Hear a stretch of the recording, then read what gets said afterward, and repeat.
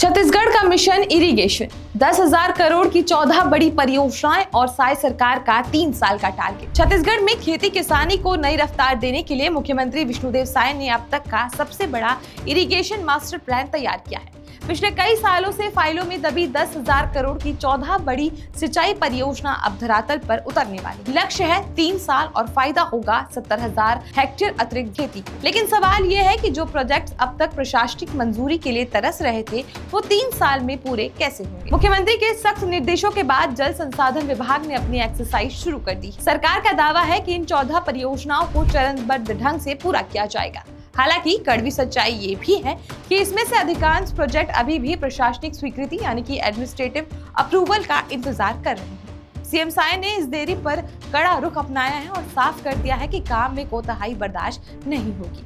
इन 14 परियोजनाओं में कुछ बेहद अहम नाम शामिल हैं, जिसमें सिकासार कोडार लिंक नहर परियोजना जो सबसे बड़ी परियोजना है, जिसकी लागत 2,585 करोड़ रुपए है।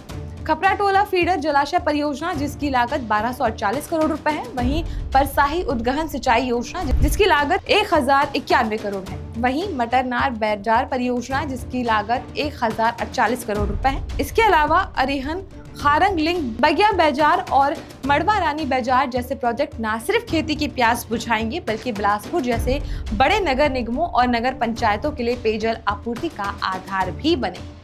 सरकार केवल कागजों पर योजनाएं नहीं बना रही। सूत्रों की माने तो मार्च और मई के महीनों में 4 बड़ी परियोजनाओं का भूमि पूजन कर काम शुरू करने की तैयारी है।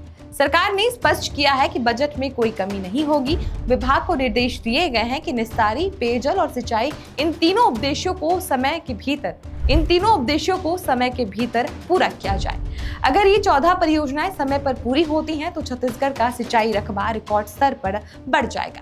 लेकिन चुनौती बड़ी यह है कि जमीन अधिग्रहण और प्रशासनिक मंजूरियों की सुस्त रफ्तार।